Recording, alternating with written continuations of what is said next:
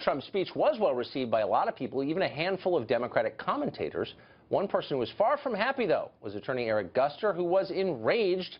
He tweeted during the speech, "Did Hitler draft part of this speech?" He also tweeted that you are the civil rights issue of our time. POTUS. Strong words. Eric Guster joins us tonight from Birmingham. So, Eric, I've known you a long time. I think you're a pretty reasonable guy, smart guy, lawyer. Yeah, I see what's happening to you as something that's very similar to what's happening to a lot of Democrats I know in Washington. You dislike Trump so much, his personal affect is so offensive to you, that you can't hear clearly what he says. You're possessed, and it's affecting your judgment. That is the most ridiculous thing I've heard within the last 24 hours, besides some of the lines in Trump's speech. I do not totally dislike Donald Trump. What I'm disliking is his message and the things that he says about people and the hatred that he's incited in people, and him not speaking out against the racial hatred that is done in his name, the attacks on Muslims, the attacks on blacks, the attacks on Jewish cemeteries that he's touched on a little bit in the last few days, but not forcefully enough. So those are the things I'm totally against. So I don't even plan to address directly your tweet comparing him to Hitler, because I think it's embarrassing to you. But I want to get to what you just said. No, you read it. You read it. I know, but I'm embarrassed to bring it directly to you because I think you're above that, and I think it diminishes you. But let me ask you about what you just said. You said Trump's speech last night contained racial hatred. I watched the whole thing. I don't think anyone could agree with all of it, but where was the race hatred in it? Trump has had a message of racial hate throughout this campaign, throughout his presidency that's only, a few weeks old. But what Trump has done is he has created this racial divide between Mexicans and Americans, between immigrants and Americans. So what he's done is created this divide, and that's what I mean in reference to the Hitler comment, in that Hitler used immigration and racism as their base, and that is what Trump has done. For example, I'm in Alabama. It's just so stupid. I don't even know what let me finish.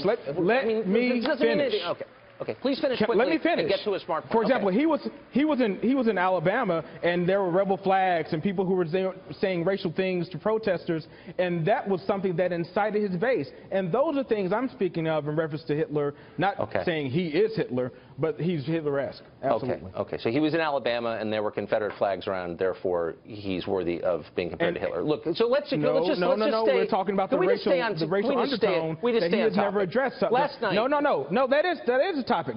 He's had racial undertone throughout his campaign that he never addressed, not even once. And that's a shame on him being the leader of the free world. Did you watch the speech last night? Because he opened up. I watched. But he opened the speech by saying there have been incidents of racial bias and they're wrong and I disavow them. I mean, did you miss that, or do you think he's lying, or what should he have done exactly? I'm trying to take you seriously here. I will give him a gold star and a cookie for that moment, but we have to look at a person's actions. Words are very cheap. It's very easy to say words, but it goes back to actions. What Even actions? With Jeff Sessions, I'm trying to keep myself. No, what are you talking about? What has he done as an act of racial bias?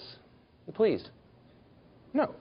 For example, when we talk about unfair policing in communities of color and poor communities, Jeff Sessions gave a speech within the last 2 days where he was saying that they're going to stop suing police departments in reference to these things. So those are things that we're talking about. We've had a black president for the past 8 years. For the past 8 years, we've had an African-American president during the exact period where you say that racial bias in our police departments is out of control. So Donald Trump has been the president for a matter of mere months.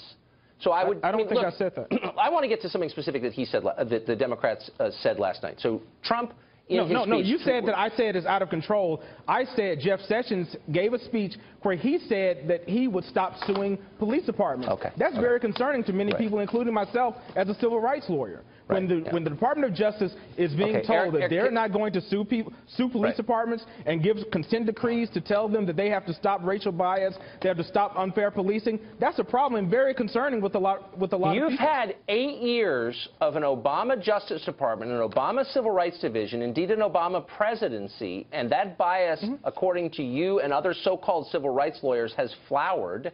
And I'm merely saying, if your real concern is racial bias and not just dumb partisanship, and I'm having trouble believing that, then you would have said something about the Obama administration's failure to take that on over 8 years in office.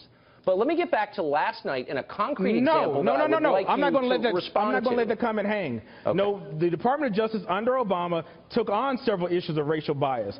The Department of Justice was extremely active in weeding out police departments that are unfair to different communities. So in Baltimore and in Ferguson, where you clearly saw racial bias at work, I talked to you at the time. I don't remember you holding the president accountable for that. But again, this is one of those cul-de-sacs there are dozens of that's not worth exploring. Let me ask you a very discreet question about last night. So Trump gets up there and says there are victims of crime by immigrants.